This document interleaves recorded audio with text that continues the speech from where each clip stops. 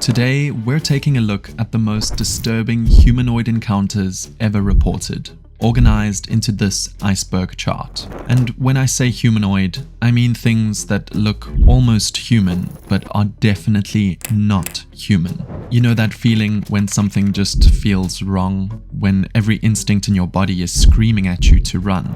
That's what we're dealing with here. I spent the entire night going down this rabbit hole, and I'm not gonna lie, I'm a little messed up from it. Some of the stuff genuinely kept me awake. Did you know that our brains actually have this built-in thing called the uncanny valley effect? It's the fear we get from things that look almost human, but not quite. Scientists think we evolved that fear for a reason. It makes you wonder what our ancestors were seeing out there in the dark. This iceberg goes from level 1 to level 7. We're starting with the encounters you might have heard about. The internet famous ones, the urban legends everyone talks about. But as we go deeper, we're getting into cases that barely anyone knows about. The ones that are way more disturbing and honestly way harder to explain. Level 7, yeah, I'm not gonna lie to you, the last one is genuinely unsettling. Alright, let's get into it and start at the tip of the iceberg. Level 1. The Greys. So what do you think of when people talk about aliens? Probably a small creature with a big head, huge black eyes, and grey skin. Those are called greys, and they became the standard alien appearance after one specific case that blew up in the 1960s. Betty and Barney Hill were driving home from vacation in New Hampshire on September 19, 1961, when Betty saw this bright light in the sky. At first, she thought it was a falling star, but then it moved upward. They pulled over to get a better look, and through binoculars, they saw this UFO with blinking lights. Long story short, they ended up losing about 2 hours of time. Neither of them could remember what happened during that gap. Later, under hypnosis, they both described being taken aboard the UFO by these grey-skinned beings with large heads and huge black eyes. They examined them and then let them go. What makes this case actually interesting is that Betty and Barney's stories matched up even though they were hypnotized separately. They both described the same type of creatures, the same examination procedures, everything. After the story went public in 1965, suddenly that's what everyone started reporting when they claimed to see aliens. The Greys became the default alien appearance in pop culture and in actual sightings. Whether you believe the Hills or not, there's no denying they basically created the modern image of what aliens look like. Bigfoot. I mean, come on, everyone knows Bigfoot. This big, hairy, 7 to 9 foot tall creature that supposedly lives in the forests of the Pacific Northwest.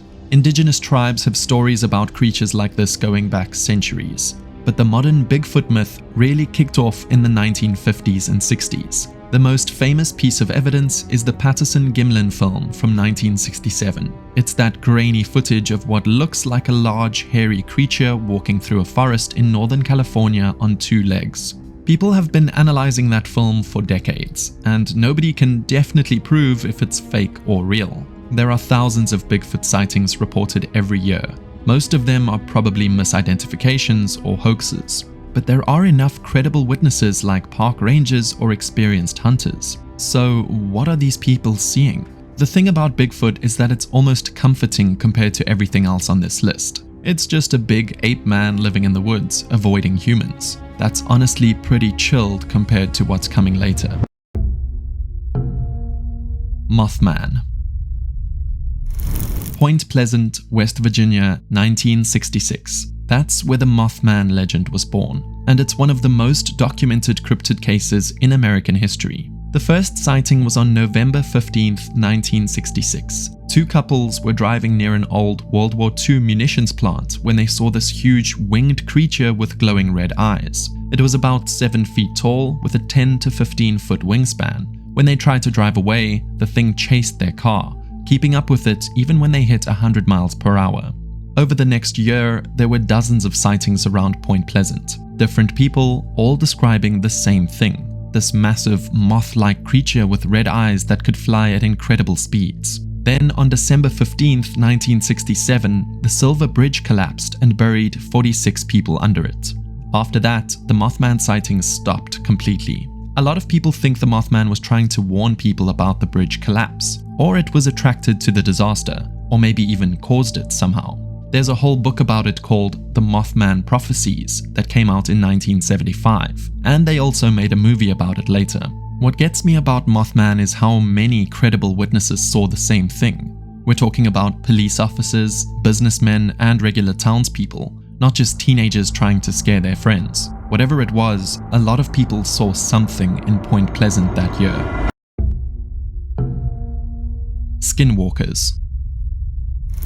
Okay, so skinwalkers come from a legend in Navajo culture, and they're actually considered really serious.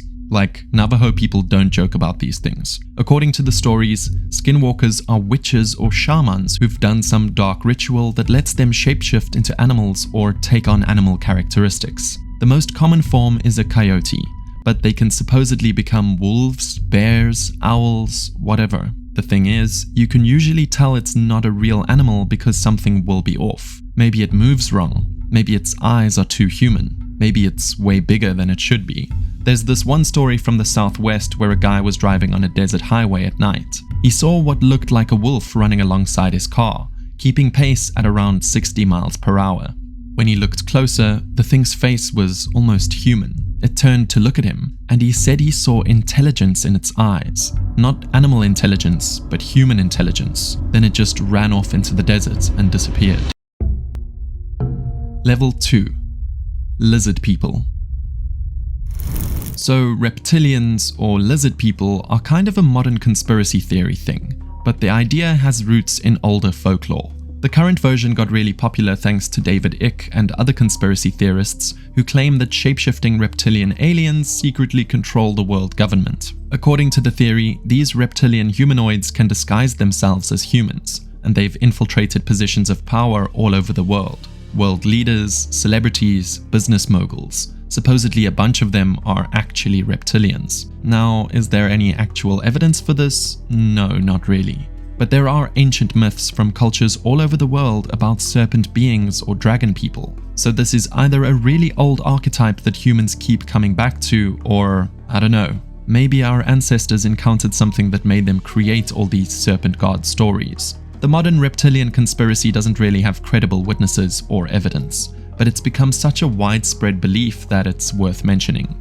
Plus, the idea that something looks exactly like a human but isn't, that's genuinely unsettling regardless of whether it's true. Indrid Cold.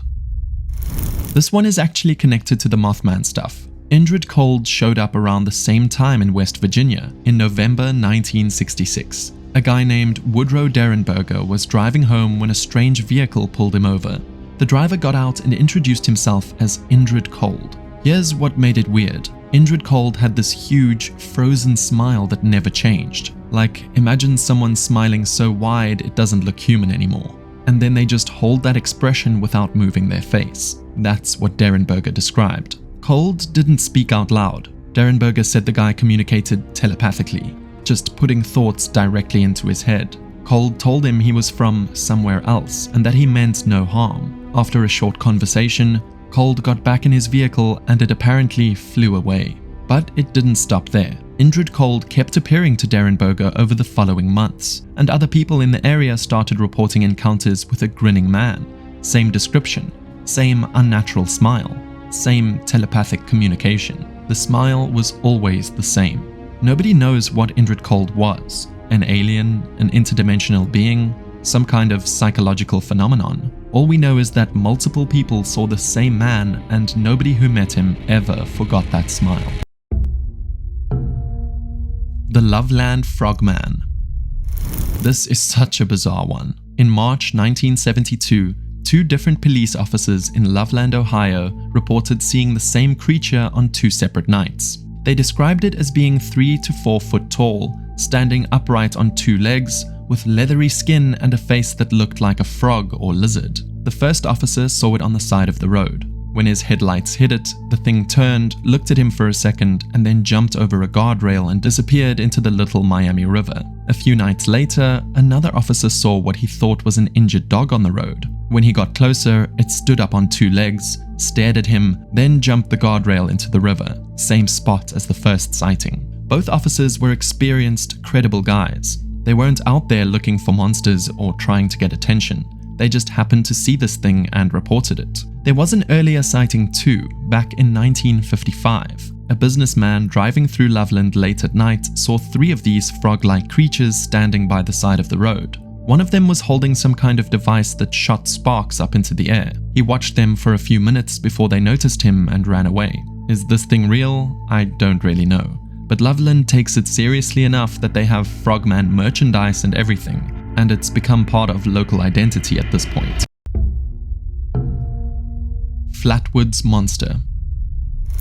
A group of kids in Flatwoods, West Virginia saw something bright flying across the sky one night in September 1952. It looked like it landed on a nearby hill, so they grabbed a few adults and went to check it out, because apparently people in the 50s were just built different. When they got to the landing site, they found this thing. Witnesses described it as about 10 feet tall with a dark, possibly metallic body. It had a large head that was shaped like a shovel or an ace, with 2 eye-like openings that glowed orange. The body was dark and seemed to have a skirt-like bottom, although that might have been some kind of hovering mechanism. When the group got closer, the creature turned toward them and released a foul, burning mist that stung their eyes and noses. They freaked out and ran, and when local authorities investigated later that night, the creature was gone, but they confirmed the smell was still there. A few people got sick after the encounter. Nausea, throat irritation, that kind of thing.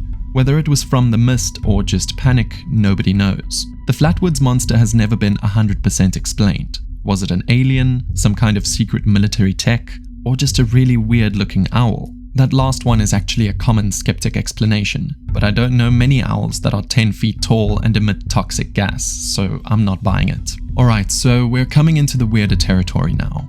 These cases don't get talked about as much, but they're way more unsettling when you actually look into them. Level 3. The Travis Walton Abduction. Travis Walton was out elk hunting with 6 other guys in Arizona's Apache Sitgreaves National Forest in November 1975. They were driving home from work when they saw a bright light through the trees. They stopped to take a closer look and saw this large, glowing disc just hovering above them. Walton got out of the truck and walked towards it. Suddenly, a beam of light hit him and threw him backwards. The other guys panicked and drove off, but they came back a few minutes later, but Walton and the craft were both gone. He was missing for 5 days. Police searched everywhere, and the other dudes were suspected by the police. They all passed lie detector tests saying they were telling the truth about what happened. Then, on November 10th, Walton showed up at a gas station several miles away. He was disoriented, dehydrated, and had no memory of most of what had happened. Under hypnosis later, he described being inside the UFO, seeing these grey aliens we talked about before, undergoing some kind of medical examination. The Travis Walton case is one of the most famous alien abduction stories, mainly because there were 6 other witnesses who saw the UFO and saw Walton get hit by the beam. It's not just his word, there were multiple people there. Whether you believe in alien abductions or not, something happened to Travis Walton in those woods. He was gone for 5 days, and he came back genuinely traumatized by whatever he experienced. The Black-Eyed Children. This is a modern urban legend that started getting reported in the late 1990s, but people are still claiming to encounter these things today. The Black-Eyed Children, or BEKs, are exactly what they sound like. Kids with completely black eyes. They show up at people's doors or car windows late at night and ask to be let in.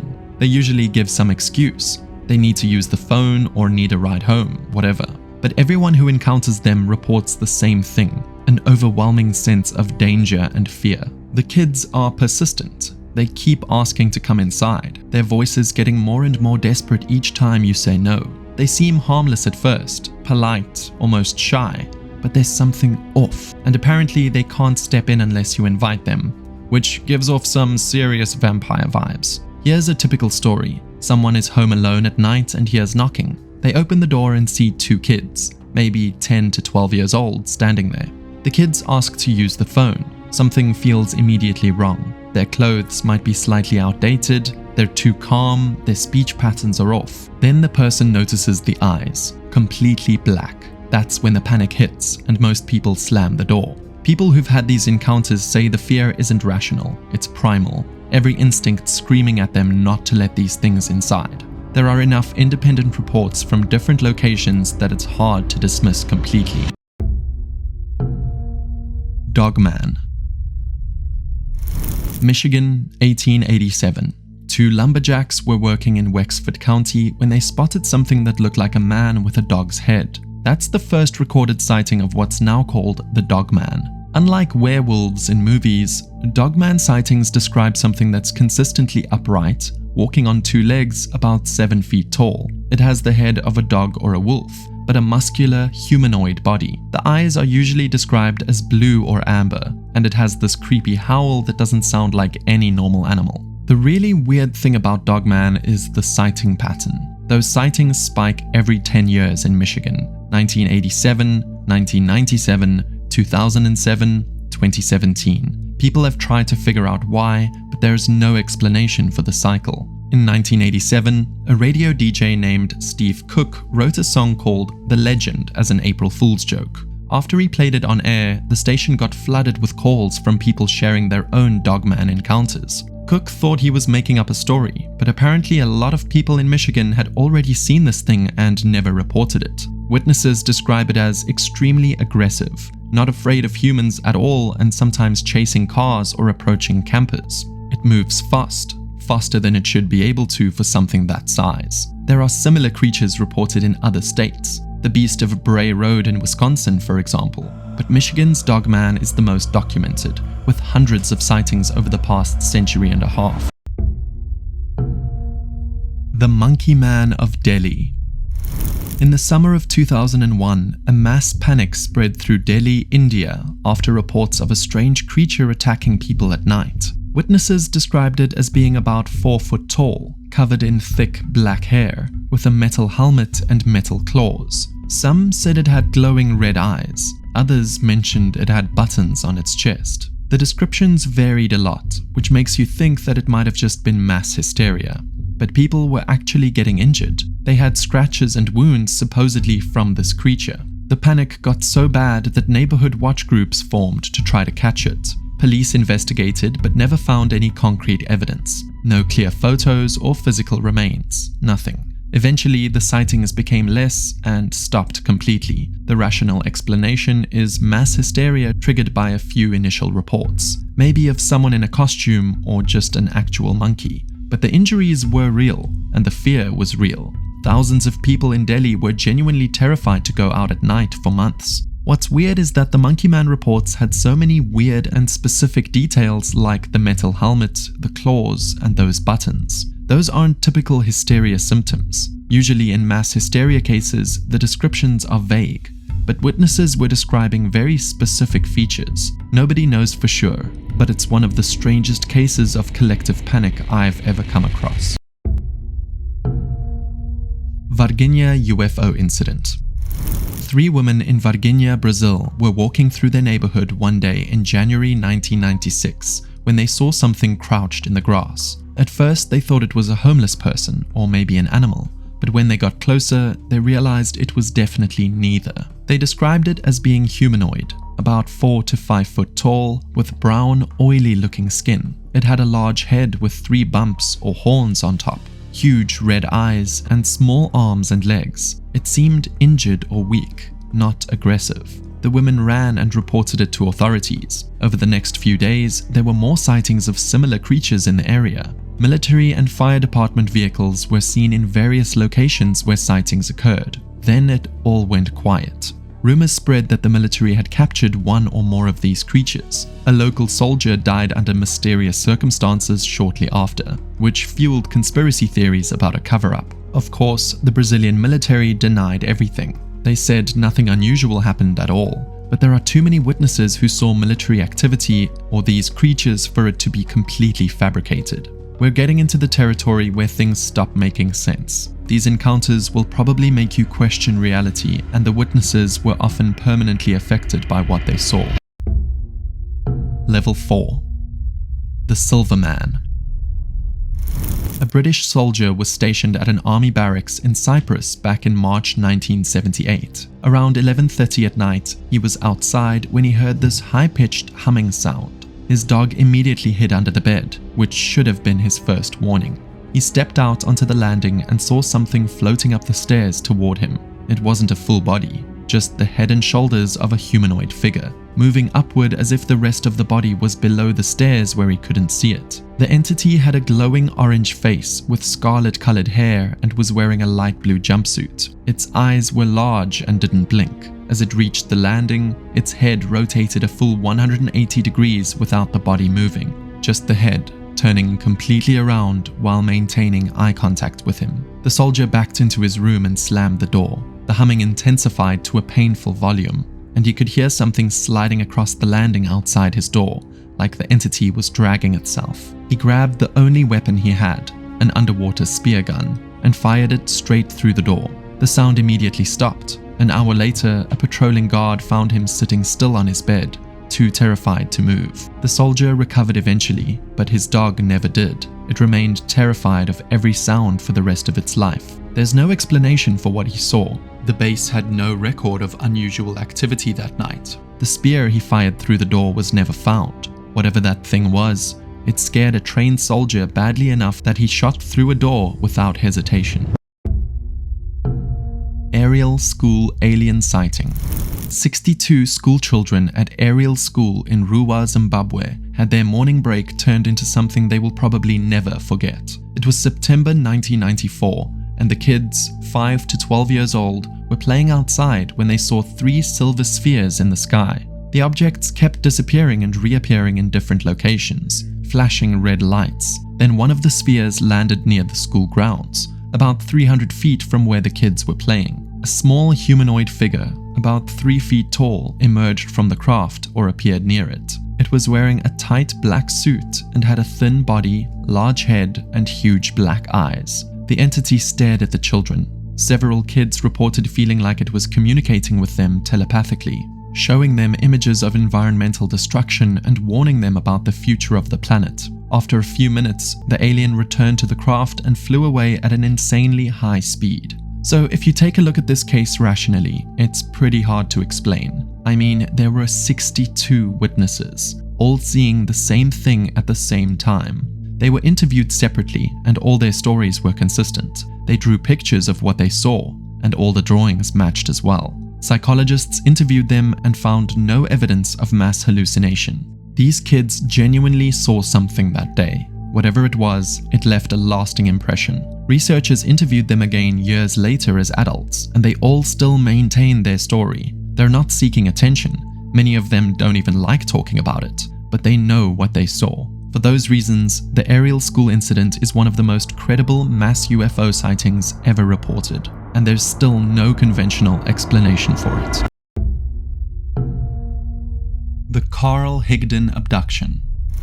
Carl Higdon was out hunting in Wyoming's Medicine Bow National Forest in October 1974 when things got really weird. He fired his rifle at an elk about 50 yards away, and the bullet came out in slow motion, like he could literally watch it moving through the air. It traveled about 50 feet and then just dropped to the ground. While he was processing what just happened, a figure appeared. A man about 6 feet tall, wearing a black suit with a wide belt. He had a bow-legged stance, was extremely thin, and his hair looked like straw. He had no eyebrows, very small eyes, and his mouth seemed to go straight into his neck with no chin. The creature said his name was Oso-1. He had this weird appendage on his wrist with a clear cylinder containing what looked like pills. He offered Higdon 4 of these pills and said they were food. Higdon took them. Then Oso-1 took Higdon aboard his ship. Higdon described it as being transparent and cube-shaped. He was taken to another planet, where he saw other humans in a cage, along with animals. There were 5 other aliens there, identical to Oso-1. After what seemed like a short time, Higdon was back in the forest, but he was 5 miles from where he'd been hunting, and several hours had passed. His truck was stuck in a hole he didn't remember driving into. He was completely disoriented. When he was examined by doctors, they found high levels of vitamins in his system that couldn't be explained, and he also passed lie detector tests about his experience. Hampton Court Palace Ghost. In 2003, security cameras at Hampton Court Palace in England captured something that has never been explained. The palace is already famous for being haunted. It's over 500 years old and has a lot of dark history. An alarm kept going off at one of the fire doors. Security would check and find the door open, but nobody would be there. After this happened multiple times, they checked the CCTV footage. The footage shows the fire door suddenly flying open. Then a figure appears, wearing what looks like a long robe or cloak. The figure is tall and appears to have a gaunt, skeletal face. It steps through the doorway, pauses as if looking around, and then reaches back and pulls the door closed. Security nicknamed it Skeletor because of how the face looked in the footage. The figure's movements are strange and not quite natural, a bit jerky or deliberate in an odd way. Hampton Court Palace released the footage publicly and it went viral. Skeptics pointed out that it could be someone in a costume, maybe an employee, but nobody at the palace ever came forward to admit it was them. The footage is creepy regardless of whether it's paranormal or not. Hundreds of tourists have reported seeing similar figures in Hampton Court Palace over the years. Whatever was caught on CCTV footage that day, it's consistent with the other sightings in the same location. Butterfly people. Joplin, Missouri got hit by a catastrophic EF5 tornado on May 22, 2011. The damage was insane and 161 people lost their lives on that day. But when survivors started sharing their stories afterwards, something really strange came up. Multiple people, especially children, reported seeing butterfly people during the tornado. These weren't metaphors or dreams. They described seeing actual entities with wings like butterflies, or angels that protected them during the disaster. One story talks about a young boy who was in a vehicle that got picked up by the tornado. He said a butterfly person was in the car with them, protecting them. When the vehicle crashed into the ground, they were completely fine. Another story involves a mother and daughter who were caught outside. They saw a group of butterfly people hovering over a specific spot and ran to that location. The area around them was completely destroyed. But where those butterfly people stood, everything was intact. The Joplin butterfly people remain unexplained, but what's clear is that multiple people saw something that day that helped them survive one of the deadliest tornadoes in American history. So this is where we come into territory that's hard to even talk about. These encounters don't just scare people, they fundamentally changed the witnesses. Some of these cases are so disturbing that even researchers actively avoid them. Level 5. The Zanfretta Abduction. Fortunato Zanfretta was working as a night watchman in Italy, doing his rounds at this property called Via Castra in December 1978. He radioed his supervisor about some strange lights on the property and then went to check it out. His supervisor heard Zanfretta screaming over the radio, "They're not men! They're not men!" Then the transmission stopped abruptly. When colleagues found him an hour later, Zanfretta was in a state of shock, lying on the ground and was unable to speak clear sentences. He'd lost time and couldn't remember what happened after seeing the lights. Under hypnosis, he described encountering creatures that were 10 feet tall with green, wrinkled skin, like they were very old or very fat. They had yellow triangular eyes with red veins, clawed feet, and what looked like horns on their heads. Their mouths looked mechanical, made of metal or some other strange material. Zanfretta said they abducted him and took him to their craft. They told him they came from the third galaxy and communicated with him about their purpose on Earth. What makes this case actually disturbing isn't just the encounter, it's the physical evidence. Zanfretta's uniform was burned in places that matched his description of being near the craft. The area where he claimed the encounter happened showed unusual ground disturbances.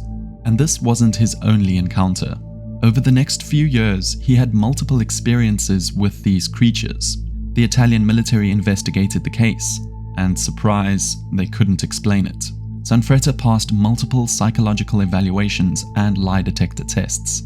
His descriptions of the creatures, green, wrinkled, with mechanical mouths and horns on their heads, doesn't match typical alien stories. It's unique, specific, and super weird. Whatever Zanfretta saw that night, it scared him to the point where he was never the same again.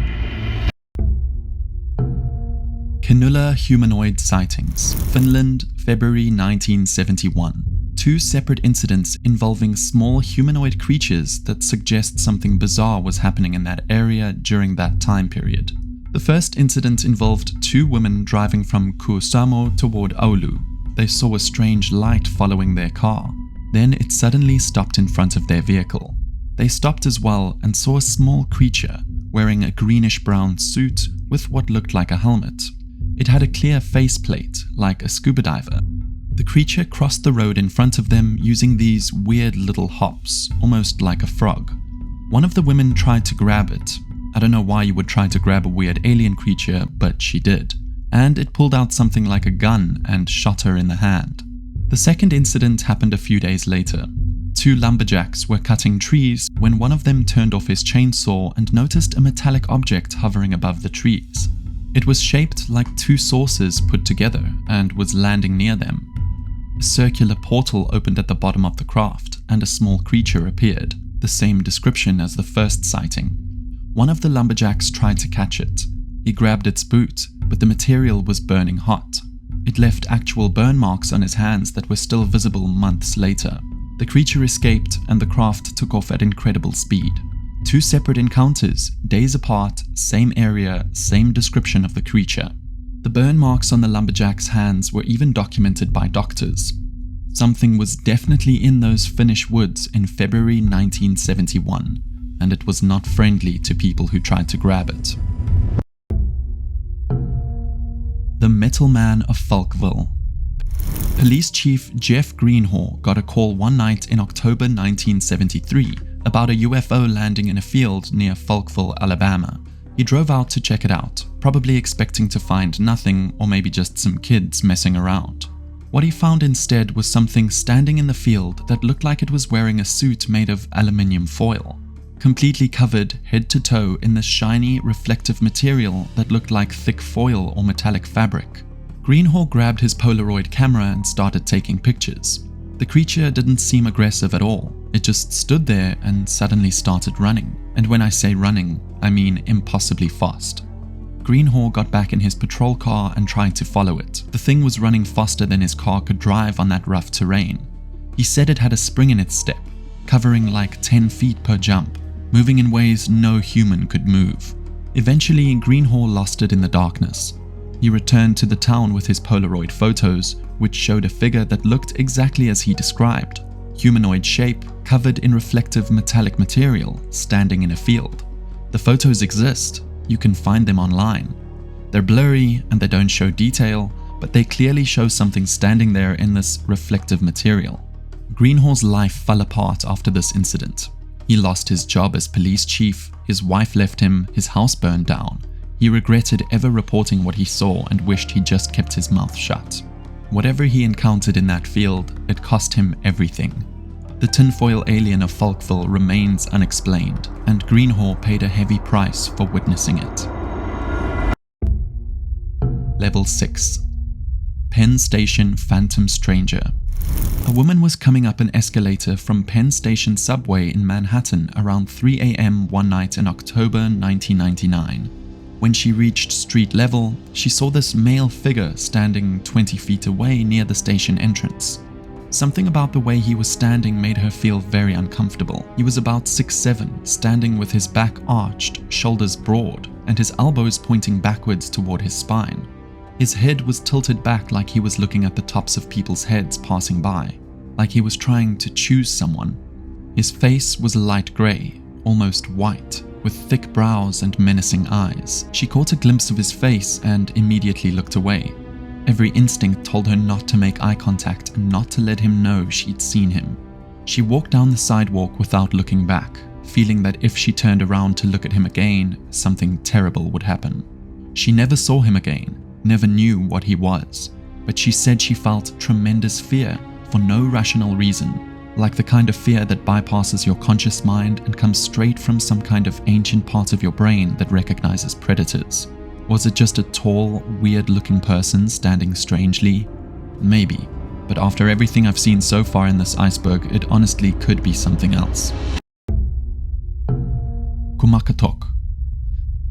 This one comes from the Philippines, from a teenager named Anton who has apparently had paranormal experiences since childhood. When he was about 3 or 4 years old, he was sleeping in a bunk bed against a wall with a window. During the night, he accidentally opened the window and woke up. While trying to close it, he looked outside and saw 3 men standing on the roof of a neighbor's house. They were wearing long black clothing, stretching their arms sideways in a cross-like position, and they were staring directly at him. Anton quickly closed the window, put his pillow over it so he couldn't accidentally open it again, and tried to forget about what he had seen. But after this incident, he suffered from a non-specific illness that lasted for a while. So what makes this particularly creepy is that in Philippine mythology, there's an entity called the Kumakatok, 3 robed figures, 2 male, 1 female, who knock on doors in the middle of the night to bring bad omens, usually foretelling death. They target the eldest member of a household or someone who was sick.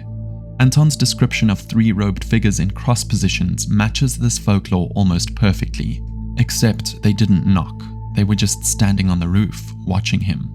The fact that he got sick afterwards aligns with the folklore about Kumakatok bringing illness and death. Whether this was actually a supernatural encounter or a child's nightmare that matched existing folklore, we'll never know. But Anton insists to this day that it was real and that he saw those 3 figures on the roof that night.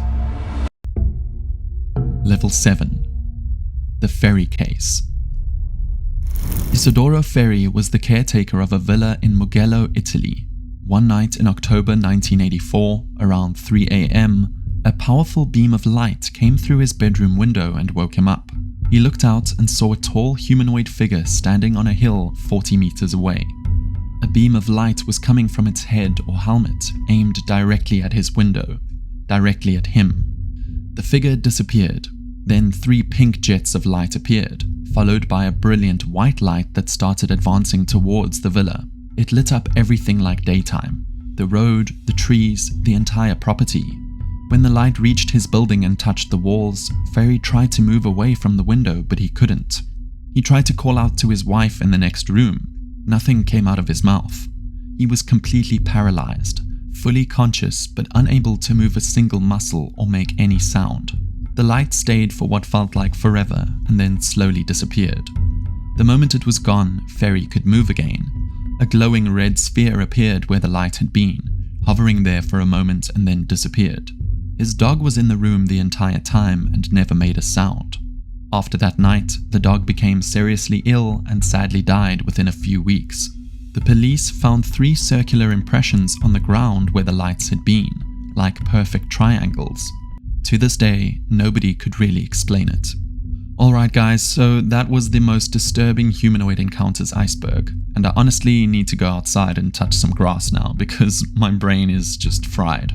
So I don't know what to actually believe about most of these cases. Some of them are probably explainable, some might be hoaxes, but there are enough credible witnesses and enough consistency in reports that you have to wonder what's actually going on. The uncanny valley exists for a reason. That instinctive fear we have of things that look almost human but are not.